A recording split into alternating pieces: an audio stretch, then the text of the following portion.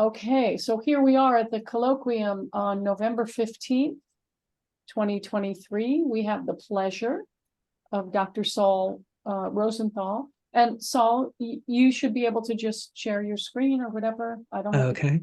permission. And so let me introduce Saul. Saul and I met a few years ago because I mentored him in EEG or QEEG. And it was absolutely my honor and pleasure to do so. Anyway, he's a developmental and clinical psychologist in the Boston area. He specializes in complex and chronic health conditions, and I can attest to that because his cases were quite involved. I'm guessing you guys have all read this, so I'm not going to go through all that. Please But don't. you can see that he is. He does a podcast that is called Healthy Brain, Healthy Body. That's really interesting. And because I've poked my nose in there, and also that he's very much involved with the NRBS. And he's on the board of the APB. So let me hand it over to Dr. Saul. Well, thank you so much. So I can't see any of you using this Zoom thing, but what I'll ask is if you have questions, if you could put it into the chat or something. I don't know how you normally do it, but yeah, that's fine. And I'll monitor it. Oh, great. And I'll try to get to them at the end. You want to get them at the end? Okay, great. Yeah, if that's okay. Just to see how it goes. Well, we'll see. If there's something pressing, then please interrupt. But okay. So I'm here to talk about chronic pain and what it is and how to help our patients who have it. Now I don't know how much. I obviously don't know all of your backgrounds or how much experience you have with bioneural feedback or applied psychophysiology in general. So again, hopefully I won't. I'm trying to hit a middle point here. Hopefully not too basic and hopefully not too advanced. But so when I'm talking about chronic pain, I'm gonna lay it out. I'm gonna lay out some context in which to understand what chronic pain is and talk about pain itself, and also how it's really a life-altering experience for people. And I'm going to discuss traditional and integrative approaches to treatment and intervention. And hopefully we'll get some questions and some discussion going as well, because that's always the most fun. So any serious discussion about chronic pain really demands a lot more time than we have, because these are really complicated, challenging conditions. The clients are challenging, the doctors are challenging, the healthcare system is challenging. Treatment is frequently complex and a bit all over the place. So as many people with chronic pain will go to see multiple providers, and they'll get sort of a treatment or intervention from each. So it can be really difficult to figure out what's helping, what's not helping. By definition, these conditions are treatment resistant. They are very difficult to change. And because of this, clients are really used to failure and often rejection, because the last thing that a healthcare provider wants to do is not be able to be effective. And so, either kind of either through, I don't know, things they're picking up from the provider, or sometimes even directly being told by the provider that they're just not a good candidate for treatment, or they're not working hard enough, or it's somehow their problem. And so working with these folks really demands a lot of flexibility and creativity on our part. And these are tough cases. Now, like anything else, it doesn't exist in a vacuum. And I think it's really important to understand how anything exists in context. And by context, I mean kind of multi-leveled biopsychosocial environments that interact. And so just starting, for example, at the level of society. There we go. These are very expensive conditions. In the US alone, we spend hundreds of billions of dollars a year on medical care for these folks. And we also spend hundreds of billions of dollars on low productivity, on lost productivity. And it's not just the society that pays for this. If you've ever dealt with insurance and with a complex condition, you know that There's a lot that it won't pay for, and those costs are put onto the individual and their family. Our healthcare system tends to focus on relatively invasive interventions. They're not always helpful. And so there are just huge psychosocial costs to these conditions. This is also existing within a cultural context. And by that, I'm meaning that our upbringing, our social values, the values of our communities, our families, really do have an impact on how we experience chronic pain and what we do about it. So, for example, in the United Kingdom, they have a stiff upper lip and a keep calm and carry on attitude. There actually are lower levels of reported chronic pain than in the US. Now, there are also differences in the way society perceives individuals and their pain that relate to their cultural backgrounds. So we know that there's well-documented disparities in access to healthcare in the US for people of color. And it's also the case that in the US, people, Black and Hispanic individuals, will tend to report higher levels of pain and related distress than whites. That's probably true with Asians as well. There's just a lot less research. But at the same time, providers will rate Blacks and Hispanics as having higher pain tolerance and as being more likely to develop dependence on medications like opioids. So on the one hand, there are people who are experiencing higher levels of pain, but because of their cultural background, they're being seen by providers as having lower levels of pain and being more at risk for addictions and other problems. Now, there's not a lot of research on this in chronic pain, and most of it is really around muscular pain, but it tracks with what we know about healthcare in general. There's also a professional context, and that, of course, has to do with us. These are complicated conditions, and if you like that sort of thing, it's really perfect for you, because I really look at chronic pain as the ultimate biopsychosocial condition. And we need to know a lot. It really demands a lot from us, because we're working, again, these are really complex conditions. The patients are difficult. They're challenging, not difficult. And you're going to really need to work across disciplines, which in this day and age is very difficult, because our sort of system of healthcare really silos us in a lot of ways.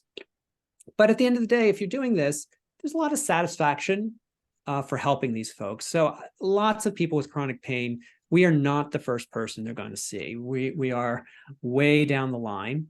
But if we can make a meaningful difference after years of not very good care, it's really, has a big impact on us as professionals if this is the kind of work you move towards.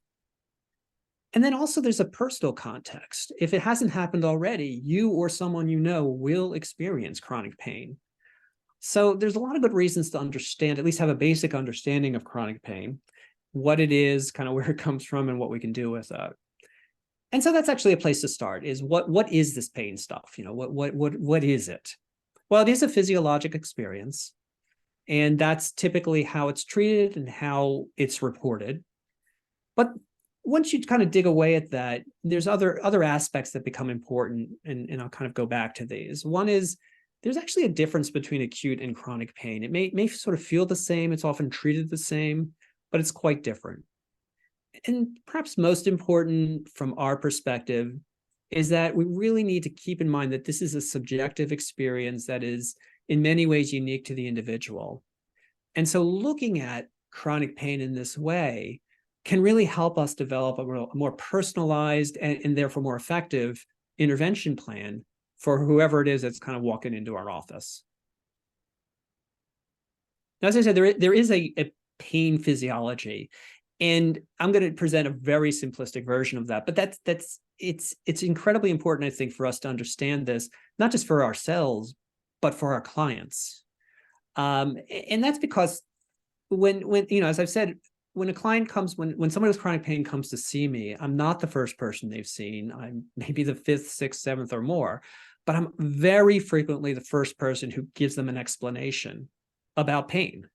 So they may have seen lots and lots of medical docs and nurse practitioners and chiropractors and physical therapists, occupational therapists, et cetera, et cetera.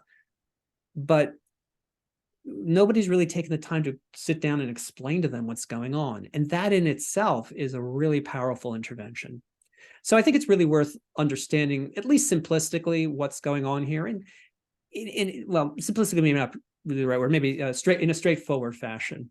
So I'm going to talk about pain, not necessarily chronic pain, but pain in a, with a pretty straightforward stimulus, and that's a push pin that breaks the skin. And so what happens is, as soon as that happens, is that what are called nociceptors. These are sensory neurons that respond to damage will fire, and they'll send their information from the periphery in towards the central nervous system. And they enter through the dorsal horn of the vertebrae. And that's where the kind of interesting stuff starts to happen.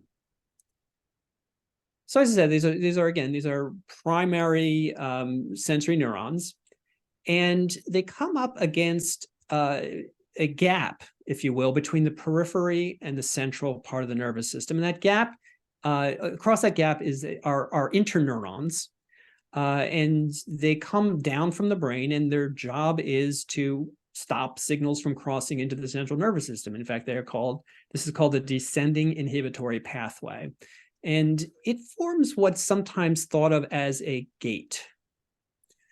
So you may have heard of Melzak's gate theory of pain. This is the gate he's talking about. It's descending inhibitory pathway, an interneuron. And its job is, again, to stop the signal. Really, its job is to modulate the signal. This is the brain's volume knob, if you will. So if enough signal kind of knocks at the door of the gate, eventually it does open and allows signal to come through into the central nervous system. And from there, it's sort of transported to the other side of the vertebrae, and then up the spinal cord into the brain. So this is, again, we're just talking about signal here sent from nociceptors because they're responding to what they think is damage to the body. But up in the brain is kind of where the magic happens, if you will. It goes into the brain, and as I said, to sort of the older parts of the brain, the cerebellum, so that's coordination, learning, basic functioning, an area called the periaquatical gray, which controls that gate. So that's controlling the descending inhibitory pathway. It goes to the hippocampus, that has to do with memory. It's connected to the limbic system, and then to the thalamus. Now, the thalamus in the brain, it's kind of a relay station. And it distributes that signal across many, many networks in the brain. And these are networks that have to do with sensory information, motor actions, executive function, general regulation, emotion. So it's taking up a lot of the brain's resources when this happens. And it should, because if damage is going on to the body, you need to drop everything and deal with it. And so this is what pain is. Pain is the result of this matrix, what Melzak called a neuromatrix of systems within the brain interacting to create the signal. So pain is not from the area that was damaged. Pain is in your head. It's created in the brain. And it's the brain throwing lots of resources to figuring out what's going on and to figuring out what to do about it. And so again, that kind of makes sense, because pain means that some sort of damage is occurring to the body, unless it's not. And that's the case in chronic pain. So for reasons we don't entirely understand, the system doesn't shut down. Those sensory neurons kind of become overly active, if you will. They just keep firing. They don't shut down even if the damage is dealt with. And you bang away at the gate long enough and you break it down, and then lots of signal flows through. So it's the barbarians at the gate model. So two things are happening. One is you've got a lot more signal coming in because it won't stop firing, and the ability of the brain to turn that volume down to inhibit it is degraded. So this is the model of chronic pain. Now, we don't always know why this happens. There's a few things we do know. One is With skeletal muscular pain, which is, again, kind of the most common, that may lead to inflammation within the trigger points, within the muscles themselves, and that seems to be related to sort of nociceptor overfiring. Damage to the nerves themselves can cause dysregulated firing. And then when there has been injury, there's a response in the local sympathetic nervous system that has to do with tightening and sort of protecting the area of injury. And that may also hyperreact, which seems to, again, cause this nociceptor system just to kind of keep firing. That's chronic regional pain syndrome. So in other words, chronic pain, it's an experience in which the brain's fooled into thinking that damage is currently occurring, even though that's inaccurate. So the pain system, these nociceptor systems, that it won't shut up, and the brain is kind of too stupid to realize that it's getting bad information. So presenting the model that way to patients is actually quite helpful, because it gives them a new perspective where they often have just been treated as if they've got either a medical condition that will have a medical solution, or they're faking it. And so this is sort of trying to shift away from kind of this false duality. And as part of that, I'll also discuss the differences between acute and chronic pain. And the reason I'm doing this is I'm trying to shift their perspective. Part of the treatment has to be a change in cognition, a change in beliefs, a change in predictions.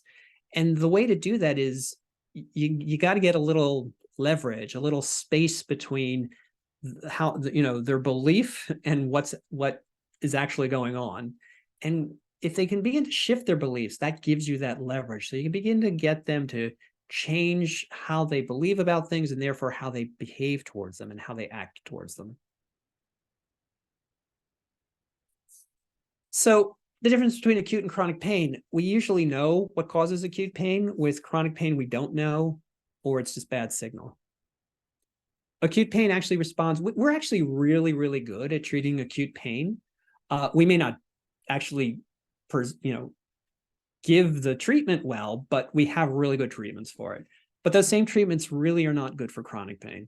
In fact, they're sometimes cause more problems than they solve. This is actually also an important differentiation, is that acute pain is the symptom of something. Chronic pain, which may feel the same, isn't a symptom, it's the problem itself. And then finally, differentiating between harm and hurt. Acute pain means the body's being harmed.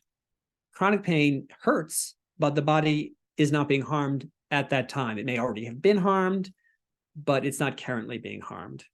So again, trying to differentiate these two, you're just trying to get them to grab onto some nuance, to some moving beyond, again, that duality of this has got to be medical, or I'm just making it up, or I'm crazy.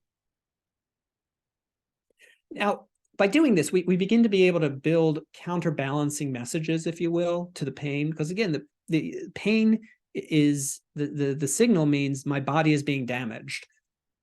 We need to sort of try to push against that a little bit, or give them a way to think about it differently, because these conditions really degrade people's lives. There are just huge life consequences. And if you think of it, all the systems that are involved with it, all the resources, all the brain resources, all of the brain's neighborhood, which the chronic pain kind of moves into the neighborhood, it's bad signal. And yet, it's going to have really big consequences for folks. And a lot of these are, probably not too surprising. People with chronic pain will start avoiding other people. They'll avoid work. They'll avoid school. They'll avoid life. They become hypersensitive to stimuli. So, if you remember that the reduction, the degradation of the brain's ability to inhibit, lots of stimuli may then be sort of amplified. You may have heard the term pain amplification syndrome. Well, lots of stimuli that may not have been painful before are experienced as painful because the brain can't inhibit anymore. Chronic pain is one of the top reasons for going on disability, at least in the US. And there's what we call learned passivity. where basically medical patients are kind of told what to do and they're supposed to do it. And over time, particularly when there isn't good outcome, they just sort of give up. And so they just kind of go from doc to doc and kind of do what they're told, even though nobody expects it to work. They don't expect the treatment to work. The doctor may not expect the treatment to work, but we got to do something. And that's that's a disability behavior, and one that we really want to try to shift. We really want to try to get these folks to be as proactive as possible. And that's really hard to turn around. And there is, not surprisingly, a lot of depression, a lot of hopelessness, and a fair amount of suicidality among folks who have chronic pain conditions. Another way of looking at this is a handout I often share with clients, is this chronic pain cycle. And this is a positive feedback loop. So, if you from biofeedback, if you've had biofeedback training, which I think most or all of you have had, a lot of what we talk about are negative feedback loops. That is, we're trying to reverse the direction of something. But a positive feedback loop keeps something going. So chronic pain, the natural response to pain, because it is the signal that the body is damaged, is to kind of withdraw and kind of protect, circle the wagon, so to speak. That's great in an acute circumstance when damage is happening. It's not so good ongoing, because it leads to decreased activity. You decondition muscles, you decondition your ability to interact with other people. That will lead to more depression, more anxiety withdrawal, more disability, which actually increases chronic pain. So this becomes a positive feedback loop. And the thing about positive feedback loops is, unlike negative feedback loops, positive feedback loops are not self-limiting. You need an external intervention to stop it. So these are the ways in which, the sort of lie, if you will, let's call it inaccurate information, can really take over a person's life. And you can see that since we don't have good ways to treat it, these people just become, frequent flyers, they're called. People who are just in the hospital a lot, in the doctor's office a lot, using lots and lots and lots of medical resources, and not, kind of losing their lives. So we need to understand that this is not a clearly objective condition. These are not things that show up on scans. They don't show up on tests. Some people will be disabled by a condition. Some people will live with it. There's a huge subjective piece to this. And that's something that's often, at least in sort of traditional medical treatment, that's often kind of ignored or given short shrift. But in fact, the sort of official definition, if you will, you don't have to read this whole thing now, but the official definition of pain really emphasizes the subjective nature of it. It's an experience that we associate with actual or potential tissue damage. So it doesn't have to actually have damage happening. And there are people who will experience pain in some conditions, and there are other people with the same conditions, under the same conditions, will not experience pain. So we really have to understand it as a subjective experience and approach it that way, approach our interventions in ways that are consistent with that. And, I would argue that those of us who do psychophysiological work do that. That's kind of why we do it. That's kind of why we got into this area. So we do need to understand this sort of, when we think about, the physiology, and I know there's like tons of information here. We talked about the physiology, the multiple contexts within which this physiology exists, but ultimately it comes down to the person's experience. And for a person, pain is really obvious because they're experiencing it. But for the people around them, it's not so obvious. So, if I broke my leg and I'm wearing a cast, everybody can see I broke my leg. But if I had migraines, nobody's going to see that. So people begin to wonder, well, why was he able to get out of bed yesterday, but today he can't do anything? And I'm going to wonder that myself. And even more so, why is it when, he has to go do something that he suddenly can't anymore? Because stress will increase a pain flare-up. So this can cause a lot of rifts between family members, a lot of self-criticism and criticism from others. Now, for the patient, just the experience makes it real. But then you go to the doctor, you get scans, you get tests, costs lots of money, and nothing shows up. So to the providers, this sort of lack of positive tests and also the lack of treatment progress kind of makes it what they call psychological. And psychological can sometimes mean making it up.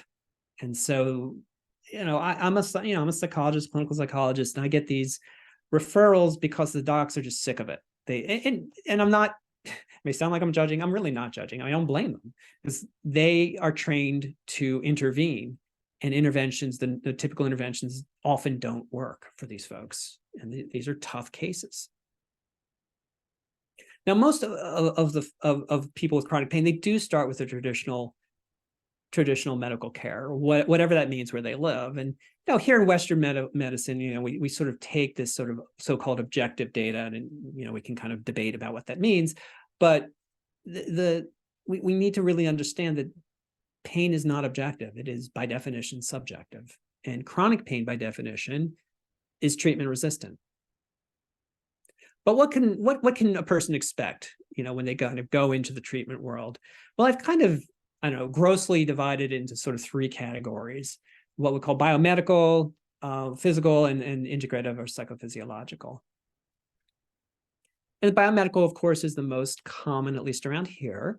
And it may be simple as wait and see. That is an absolutely legitimate, valid approach. See what the body does, see what the person does. Things will, resolve. Chronic pain may reduce on its own. Medications, this could be anything from, the aspirin you go buy at your local pharmacy to the, medications that you need special certifications in order to prescribe. And these, again, they work really nicely for acute pain, but they don't work so well for chronic pain. So there are issues at all levels.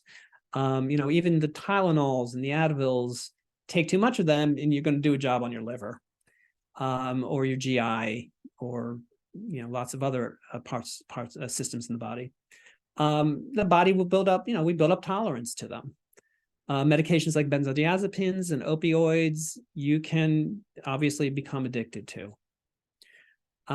So unfortunately, like people who have mental health conditions, people with chronic pain are often put on many different medications, lots of combinations. And they do it because the docs don't really know what to do for them, but they feel like they should do something.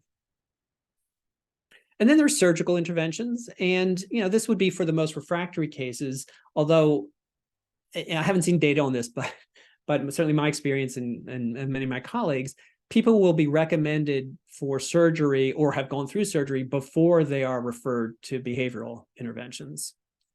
There's a wide range of effectiveness for surgical interventions. And for example, the most common would be for lower back pain. And the numbers of surgeries for lower back pain are just skyrocketing because the population is aging, and the longer you live, the more likely it is you're going to have chronic pain. And lower back is probably about the most common. But the failure rates are extremely high for things like lower back surgeries, spinal fusions, removal of discs, things like that. It could be as, at least as high as 50% or higher. And if you have multiple surgeries, the chance of failure just skyrockets. And by failure, I mean anything from nothing changes to you're disabled for life because of the damage done.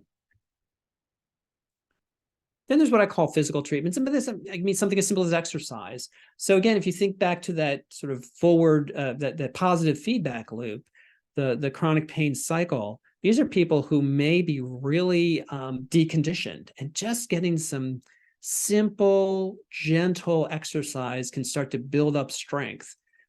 Because of chronic pain, it takes so much resource, because remember that matrix is just kind of going along. It's a lot of power. And so there's a lot of fatigue. And so, and you want to start things very slowly with these folks. They just can't they can't jump into things. They really have to build up much more slowly than a typical situation. But, I often will try to get people just to walk a little bit and doing it consistently. and just trying to get them to build up a little, again, a little strength, a little resistance, just getting them out of the house, or at least out of the bed.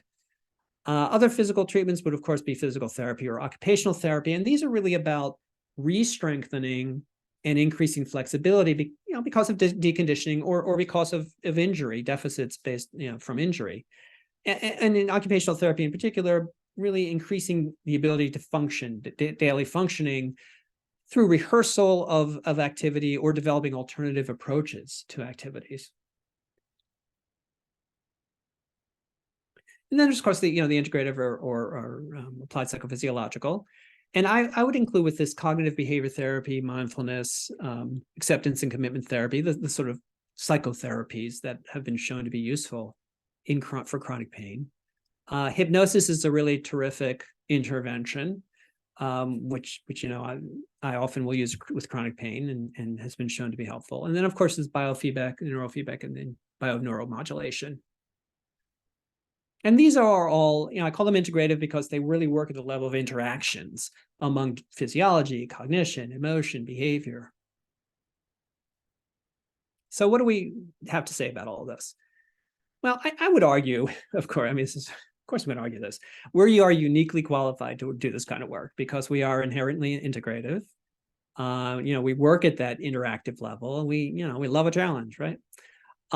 So the approach we take and the interventions we are trained in can be very effective and are shown to be very effective, and I'll get to that. But I do have to take sort of a half a step aside to get on my soapbox. So I have a pet peeve about not about applied psychophysiology, but about the way it is treated, if you will. A few pet peeves, but one in particular is that it's really often thought of as relaxation training. And that's very true by clients. It's true by the providers who refer clients to me, and it's actually true by many of us. That we're just, I get these referrals. Got to teach this guy some relaxation, and that'll fix him. It's not. So, as you hopefully know, we're really not talking about relaxation. We're talking about regulation, self-regulation. Now, relaxation might be a goal, but typically the relaxed feeling, if you will, the relaxation, it's incidental. It's incidental to optimal regulation.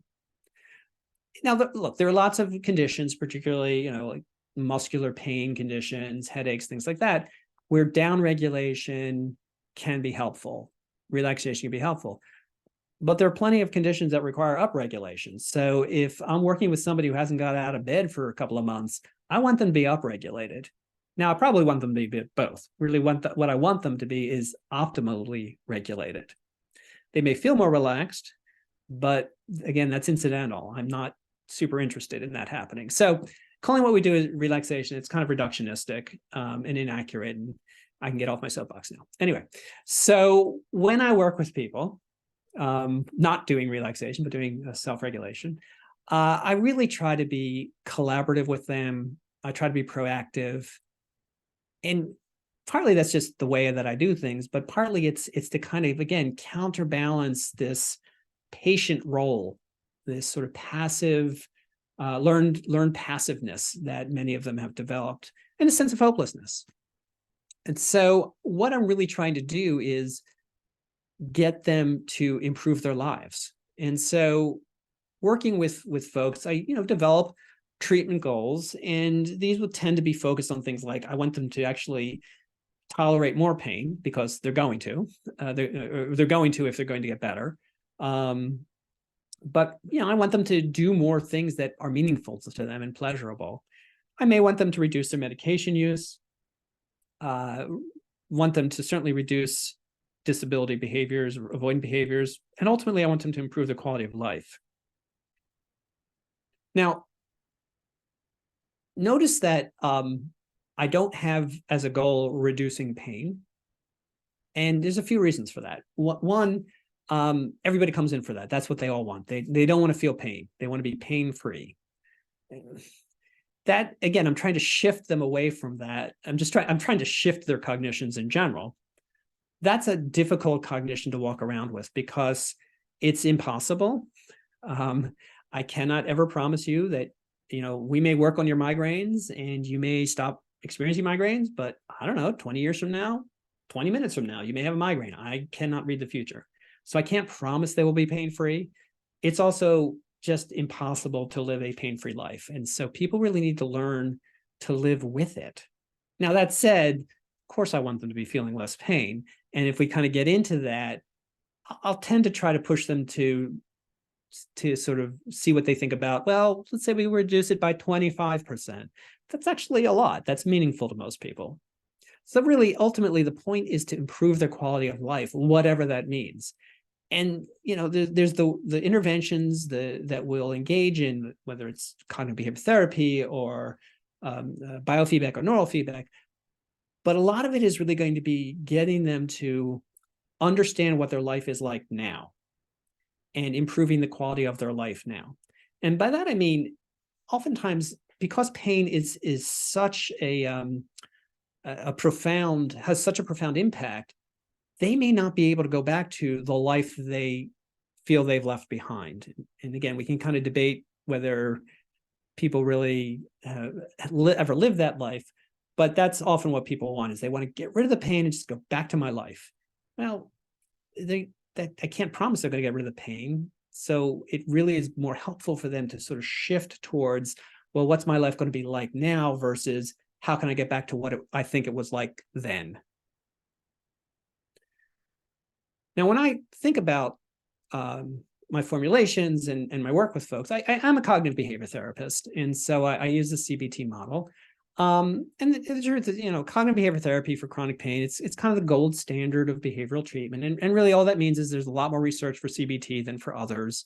It doesn't mean that it necessarily is the best approach, but I like it because it makes a lot of sense to me. It's integrative and it's systematic, and it gives you, it sort of tells you where you can do and what to expect in some ways. And I find that that's very helpful. I think being systematic and looking at interactions among different areas of our lives, I think that's where the work is. And I try to bring my clients along with me. Now, the sort of traditional, if you will, this is sort of the traditional CBT model, really looks at cognitions, thoughts, behaviors, and emotions, and how those interact to affect or form the chronic pain experience. Well, we're psychophysiologists, so where's the physiology? So I just make a little bit of, I'm not the only one who does this, but a little bit of a change to it. And I think of emotions as physiologic phenomena, so I kind of stick them in there. I stick physiology in that kind of circle, if you will. So I think cognitive behavior therapy provides a really nice model because it's systematic, it's integrative, it takes into account the things that we know are important for a person's experience and for chronic pain. Now, I'm not trying to convert you all into CBTers, though I just need 3 or 4 more converts and I get to get the toaster oven. But what I'm really arguing is that whatever approach you take, it should be systematic, it should be inherently collaborative, it should be multidisciplinary, and it should be strategic. Now, a big part of my practice is bio and neurofeedback. And I really love that intervention. I've been doing, biofeedback for over 20 years and neurofeedback for about 15 now, I think.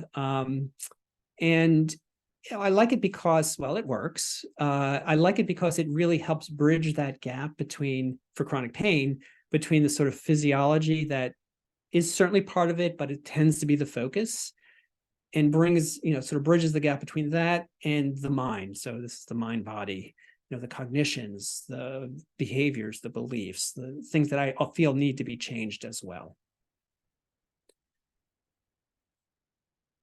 And so when we think about biofeedback, these are kind of the major or the common modalities: temperature, electrodermal, muscle, heart rate, respiration, of course, neural. And all of them have been shown to work well for many different types of chronic pain. Although there are some conditions, for example, chronic regional pain syndrome, that don't really respond well, or we don't have the research showing that they respond terribly well to really anything. So when you're deciding what to use, which of these to use and where to go for it, I argue for sort of an empirical approach in sort of a couple of steps. First, what does the literature tell us? This is a summary of chronic pain conditions and the modalities that show at least, decent, if not very good, efficacy. And this is based on, there's the book, the Evidence-Based Practice in Biofeedback and Neurofeedback, which you may be familiar with. A new edition just came out a couple of weeks ago. This is from that new edition. So, for example, somebody comes in with lower back pain, EMG is a pretty good idea to start with if you don't know anything else. It may not be, it seems to be the most, empirically validated of the modalities.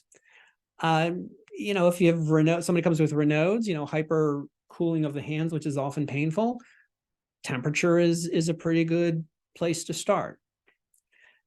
That said, I think it's worth evaluating multiple systems to kind of see which may be where is there overactivity, where is there underactivity.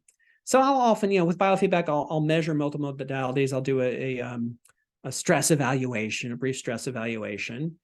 And even with somebody who comes in with, say, chronic muscle pain, I might find that they have a drop in hand temperature. Well, that gives me a second modality to use. And, the more modalities, the more that we can use effectively, the stronger the response will be.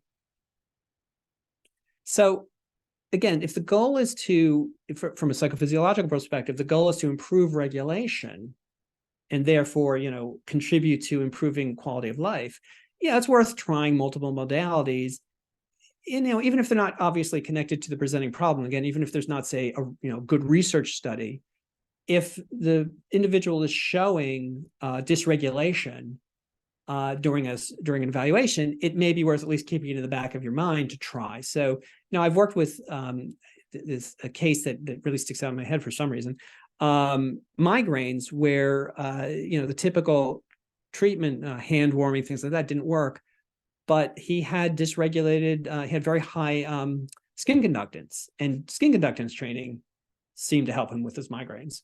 Now, again, I wouldn't have started with skin conductance. That just empirical, it's just not the research background. But I saw in his evaluation, that it was high. And the more typical approach of hand temperature didn't really help.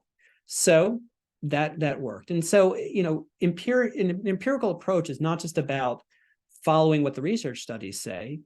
It's also following what your N of 1 study, that is your patient, is telling you. And so that's why I would, argue that we need to look at multimodalities, particularly for something as complex as chronic pain. Now, I do want to take a break here. Let me stop sharing for a moment. Stop sharing. There we go. So I just want to take a moment and see if there are questions, because we can certainly. I'm very happy to answer questions or get some discussion going. Because I know we've got about 15 minutes. I have a case I can present, or we can kind of talk about stuff and I can answer questions, kind of whatever is most useful to all of you. So that's great. Any thoughts? Anybody have any questions? I see there's some things in the chat. I haven't seen what they are, but mostly comments, not necessarily questions. Well, and I know there's like, I've just thrown a ton of information at y'all. But are there any questions at this point, or I can kind of go through the case as well? It looks like we have a request from Gabrielle to do the case. So why don't you go ahead? Happy to do it. So let me go back to screen sharing. But let's make sure nobody else has any questions while we have this moment of Saul's time. Any questions? No? Okay. All right. Let's do it. Okay, let me get back to this. There we go. Okay, so I'm going to present a case. This is a person with migraines and multiple chemical sensitivities. This is a woman in her 60s. She was, I was doing this work adjunctively, long history of migraines, and also muscle pain that seemed to be related to substances and chemicals of various sorts. Now I'm presenting this case. This is not a clean case, and there are very few chronic pain cases that are clean, but that's one of the reasons I like presenting this case, because it shows not just the sort of the physiologic work we did, but also you can kind of see the psychosocial issues that also emerge, and which I think I was not as successful at as with the physical stuff, but we'll see. Okay, so she has these migraines, and they kind of originate in the back of her head and move forward. They're bilateral. There's no what they call no prodromals. There's nothing that warns her they're happening. She doesn't have an aura.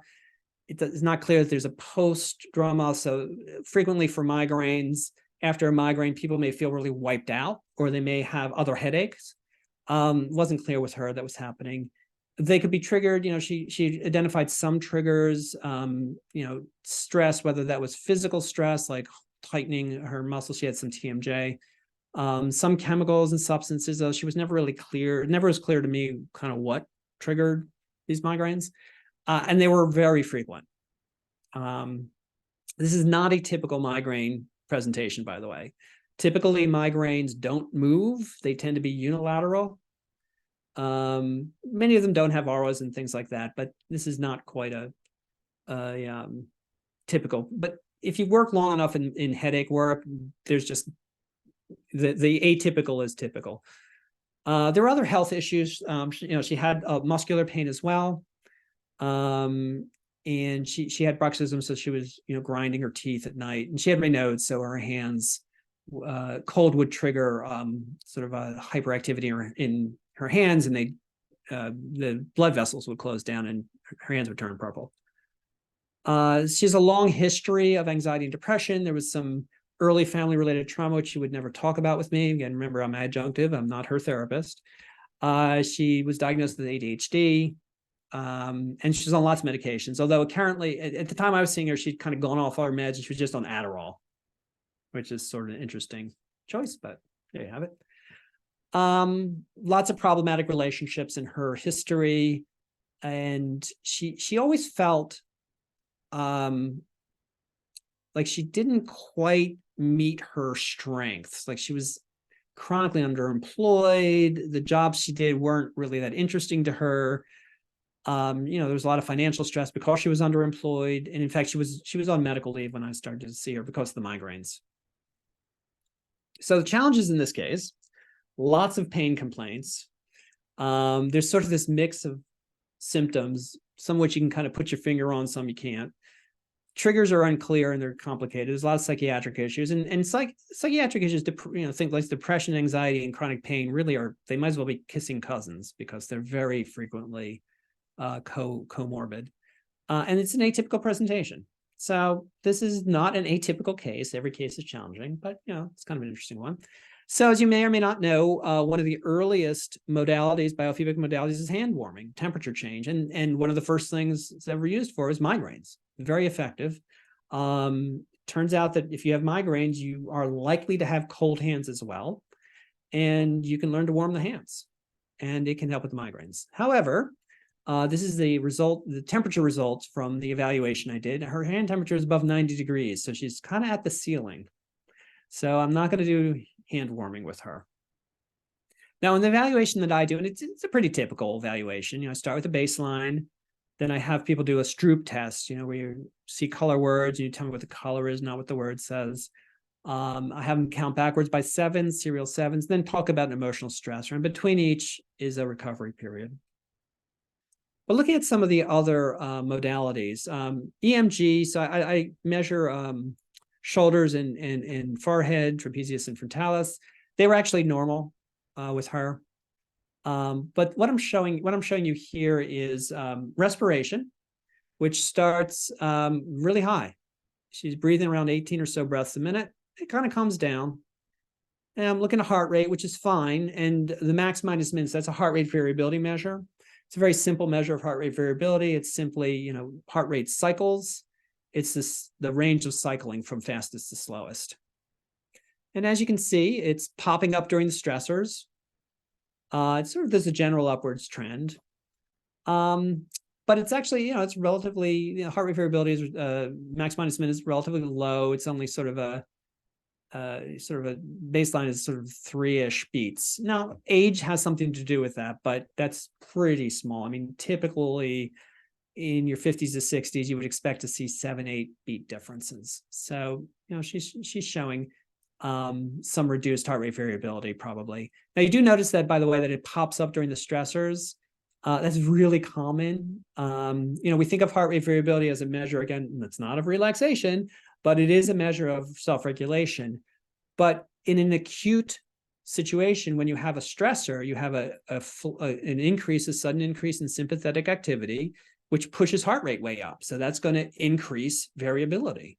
So in an acute situation, heart rate variability is not always a great measure. And it really, typically, you need at least 5 minutes for good heart rate variability. And these are 2-minute blocks. And even 5 minutes isn't really that much. That's why when you have a heart problem, they have you wear a monitor for at least 24 hours, if not longer. You just need more time. So, but based on this, I thought, okay, respiration is a little fast. Heart rate variability is a little low. Let's do some heart rate variability and respiration work. And so what I typically do is I just teach people self-regulated breathing, diaphragmatic breathing. Once I do that and they get the idea, usually a session or two, maybe, I'll then have them breathe on a pacer and try to figure out what breathing pace, what they call the resonance frequency, what's the frequency of respiration, which optimizes heart rate variability, and I have them practice at that. So this is our first session, and this is showing heart rate, the max minus min. Oops, I just went to the next one. And the bars are percentage of low frequency in the heart rate variability. It's sort of a measure of autonomic balance. Let's call it, for lack of a better term, let's call it that. And so the interesting thing here was, from the data's perspective, is that one measure of heart rate variability is actually getting worse, while another one is getting better. So sometimes that happens. Now, over time, they tend to come together over training. And that's one way you know that training is working, is that there's just better, consistent signs of regulation. The other interesting thing about this is she hated doing it. She could not do it. She was having problems breathing. She was very critical of it, and just really having a hard time, but willing to try. And so I had her practice, and we kind of went through this for a couple of sessions. So here's the session. This is the fourth session, actually. And again, this is sort of, respiration is not too bad. Notice it's slower than it was. It's 12 breaths a minute now, when it was much higher in her original baseline.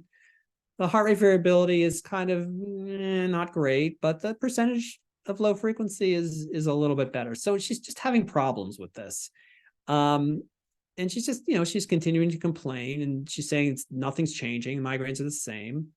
So I thought, okay, we got to do something different here. This isn't working. Empirical question. We are not getting good outcome here.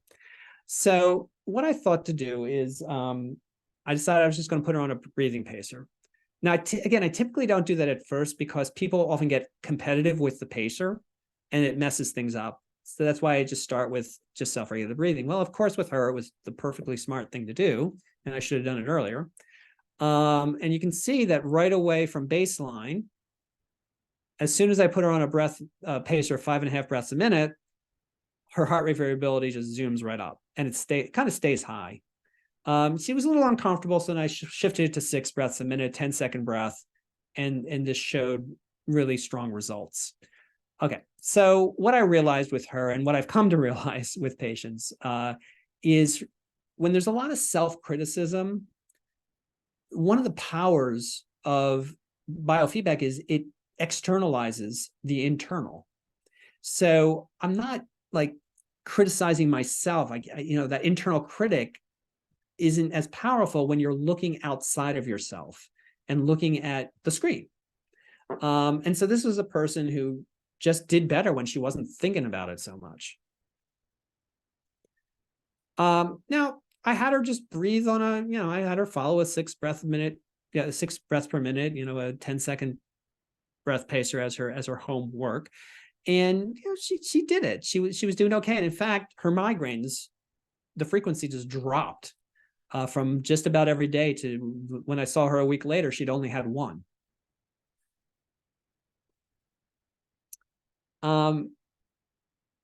this is a session, a few sessions. This is actually ended up being our last session. This is the 10th session. She's gets to the point where she's able to breathe without the pacer effectively. So that's that first, this is the baseline. That next bar is her breathing on her own. And since she had kind of told me that day she wasn't coming back, I started having her imagine stressors. So I do some imaginal exposure with people using biofeedback to help them keep self-regulated. And you can see the sort of an initial drop in heart rate variability and initial increase in respiration, but then it kind of settles out. She does okay. And so in this final session, she's come in, this is 10 sessions over, I think it was most of the summer. So I think it was about 3 months, 3.5 months. So it was mid-September when we finished.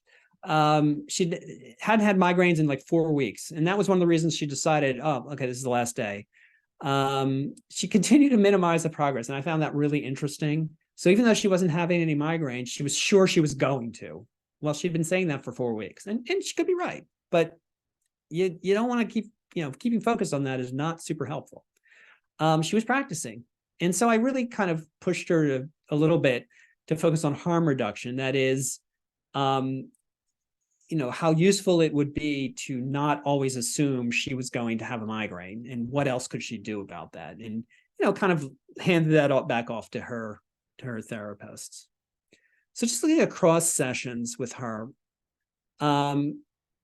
this is baseline max minus min heart rate variability. So it's increasing. These are all baselines. So you see that increases over time. So does the percentage of low frequency. Again, that's sort of autonomic balance. And her respiration rate decreases. So from a biofeedback perspective, it's actually pretty straightforward. It worked really nicely. But her subjective experience didn't quite keep up with what was actually going on. And that's not uncommon.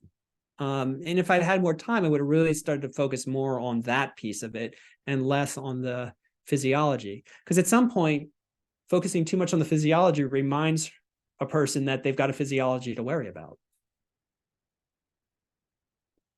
So there are a lot of challenges to these cases. The history of treatments that don't work, they think they're crazy to be, or that people think they're crazy when they're sent to us. People don't believe them. It's really complex. There's a lot of anger. There's what's called secondary gain. That is, they must be doing better disabled than if they weren't. And that's, I think, a very not very useful term and is frequently inaccurate. Sometimes it's accurate, sure, but mostly it's not. And so to meet those challenges, is really just what we normally do as alliance, psychotherapeutic alliance. So, when people are saying, oh, this is just, people think I'm crazy, it's on my head. Well, yeah, it is. It's your brain. It's all going on in your brain, and use that to build on the mind-body connection. Anger is power. So, try to shift it, try to direct it. You want to try to find that balance between supporting them, validating them, and nudging them along. Again, the response prevention, trying to get them to recognize that if they have a migraine, that doesn't mean you're going to start having migraines every day again. The road to recovery is always under construction, which is I think it was originally like a Lily Tomlin quote that's been sort of changed a little bit. And keep expectations low. Now, by that, what I mean is these folks often have had so much experience at failure or with treatment failure, and then they are blamed for the failure, that I just want to give them experience with success. So my initial goals are frequently very low-hanging fruit. Things that I know they can do, they know they can do, and we're going to do it. Because the initial goal is always success. And so in providing best care, just sort of going back over some of this stuff, again, I think it's all biopsychosocial, of course I do. You want to start with the best interventions that research offers and just remain empirical. And again, remember that the ultimate guide is to improve quality of life. So when we talk about all this crazy stuff, why would you possibly want to do this work? And many people don't, which is fine. It's really common. Chronic pain is really common. It is always a challenge. You will never be bored. There are too few of us doing it. And that's, I think, a really serious issue. And if you do it well, and this is partly because there are so few people doing it, if you do it well, those docs are going to love you. And they'll send you more patients, which is kind of what we want. So that is my talk. I'm going to stop the sharing here. I know we're sort of at the 9:30. I just hit it right away. But if people want to stay for a little bit, I'm happy to try to answer questions. I'm also very happy to, if you want to email me or get in touch with me, I'm happy to answer questions. I'm also happy. I mean, I'm a bit of an evangelical about all of this stuff. I just love talking about it. I'm assuming most of you do feel the same way. So, I mean, feel free to contact me. But I'm also happy to answer any questions if there are any now. I know, and again, I know there's a lot of information there. It's a very information heavy packed topic. So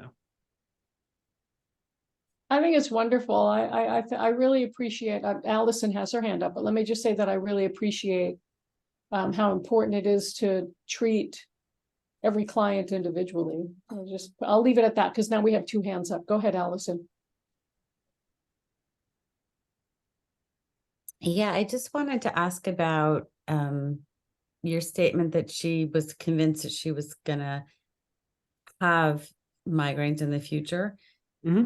How often does that happen with the pain patients, that they can't let go of the pattern, and then how often do they end up back with you?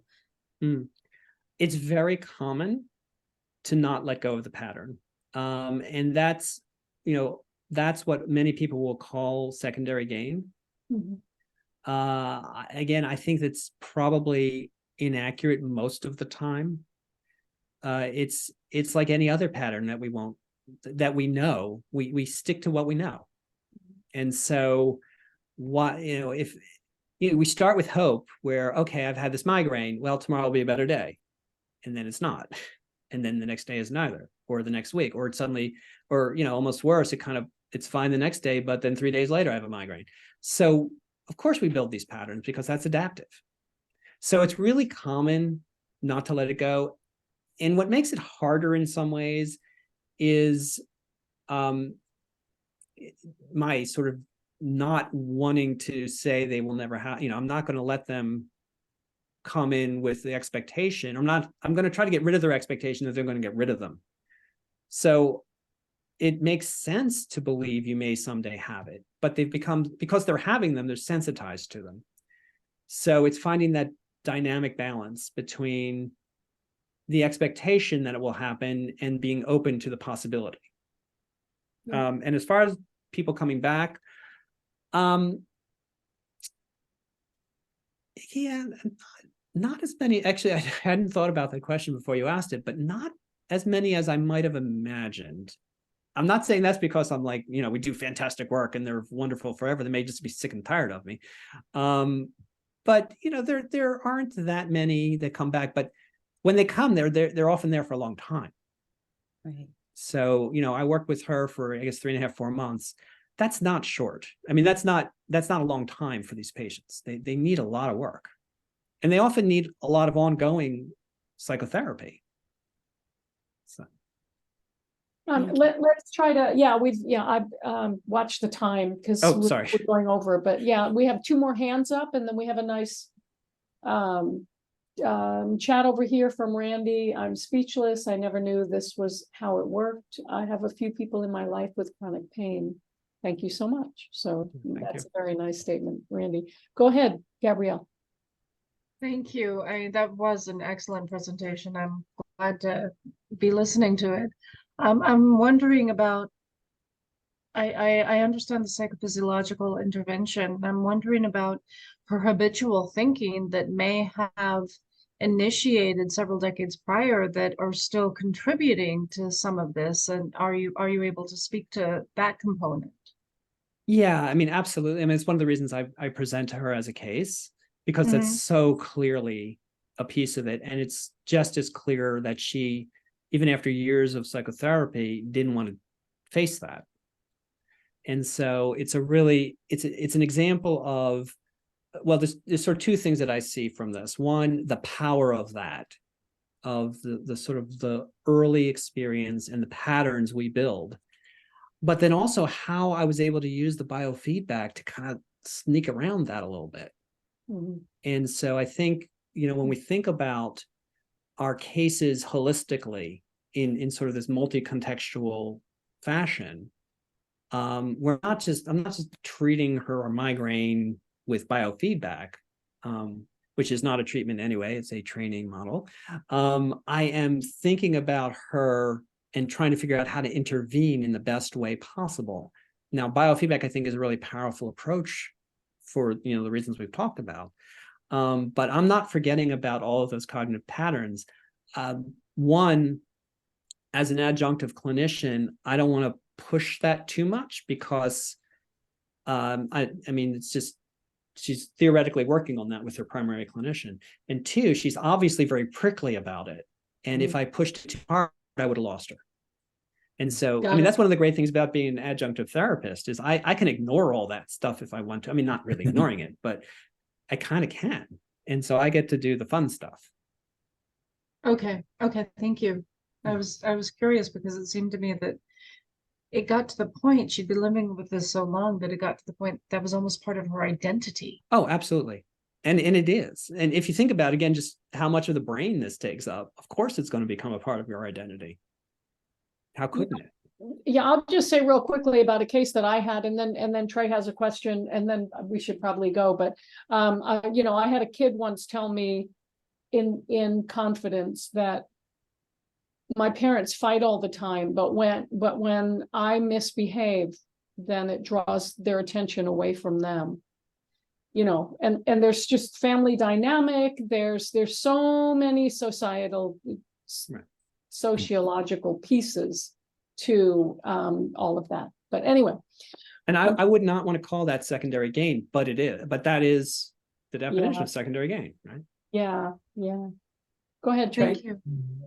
Thank you for the presentation. I commend you for the work that you do. I know that can be a challenging field, and that energy.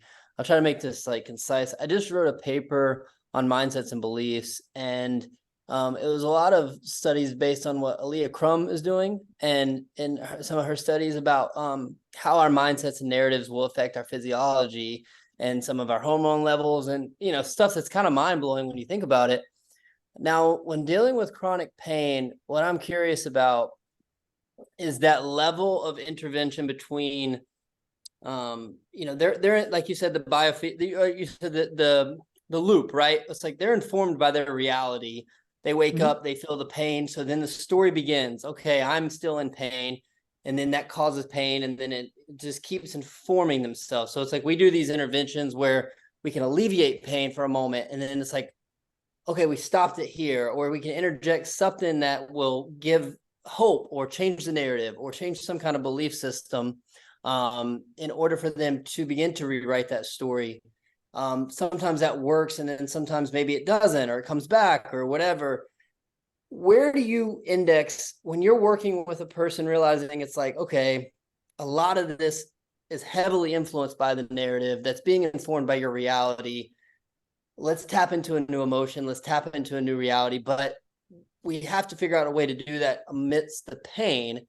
How do you index on delivering something like that to somebody, as opposed to, like you said, doctors will be like, let's treat the pain, let's treat the pain, let's treat the pain, where you're kind of going back and forth, where you're like, well, we'll look at those options, but we're also going to post the narrative. I guess I'm just curious as to where you index and how you approach that with the empathy, or, some strategies that you found that maybe helps just in communicating that. Because I know with chronic, like you said, it's a sensitive thing, and a lot of people might not want to hear about the stories, or they might not want to believe the narrative. They just want the pill. Or so how do you approach that? Like, just practically. I'm going to try to answer the question also concisely, which is impossible, of course. Yeah, we might need to talk later. Both for the question and for me. This overly simple answer to that question, as I'm making it up, as I'm using those words to sort of give me some time to make up the answer, is I think partly it's in the formulation. So that's a stance you take, that there's a narrative that drives this. And I would argue it's a two-way street, by the way. So part of it is in the formulations, and I would agree with that. I mean, what I was calling the pain experience, you could call the pain narrative. So that's my reality, and their reality may be different. And my job is to bring our realities together in a way that is helpful to them. So if somebody comes in, and I've had, actually I was sort of debating two cases. The other case I was going to present, purely medical. I mean, she was a doctor, medical doctor, just would not hear it about any, even though it's so, I mean, it's like, you know, blind person could see the cognitions here. Just wouldn't hear it. And so I couldn't push that narrative, you know, I couldn't. So one of the things that biofeedback and neurofeedback and applied psychophysiology gives us is a tool to touch that, you know, to bring together how we see that sort of more holistic narrative process with where the patient is. Because if we don't go where the patient is, we're not going to have a patient. So it really varies from person to person. I'm always thinking it. It's always part of my formulation. But another part of my formulation is what's going to work. So it's, again, there's this sort of tension between these sort of very rich narrative ideas, these complex stories that we tell ourselves about the clients, and you got a problem to fix. You know, one of my favorite books is the Gottman's book on the marriage clinic. And one of the reasons I really like it is he says, we're plumbers. We go in there and we fix the problem. But, you know, I also like, you know, like Harry Stack Sullivan, who's very, you know, complex, and, you know, I like his stance, because his stance is, you know, I'm a curious idiot. That's what we do, right? So we have to find where the client is in order to hear that story, or to listen to it. And I think biofeedback and neurofeedback really gives us a tool to help move in there. I agree with that. All right. Well, I think we're there. Thank you I'm sure all. we can continue this conversation for hours, but we all have to Always carry happy to. on with our nights and evenings, Yeah, there's that. whatever. So I would like to underline one more thing that he said, though, is, you know, I've been working in a pain clinic for 35 years now, and it still is a great niche area for work. There are way too few people working in it. A lot of psychologists don't want to deal with these type of things, or they think that they shouldn't. So, you know, it's a wide open field for people, and a lot of need help. But it's also an extremely rewarding place to work too. So, and there's a lot of not very good care out there, yes, including from people like us. So it's yeah. hard work to do. It's hard work to do well. It really is. But it's fun. I like These it. people are their own worst enemies. They really are. They are their own worst. Oh, and enemies. they will drive you nuts. They will drive you nuts. Yeah, they do. sometimes it's not that far a drive. Yeah. Exactly, which is good, you know. Well, that's my, you know, that's what works yeah. for me. Yeah. Well, anyway, thanks so much, Thanks. Saul. Really Thank you all. appreciate your time. This was a great presentation. No, I'm glad you enjoyed it. Yeah, very much. And see Well, all thank of you you all. next term.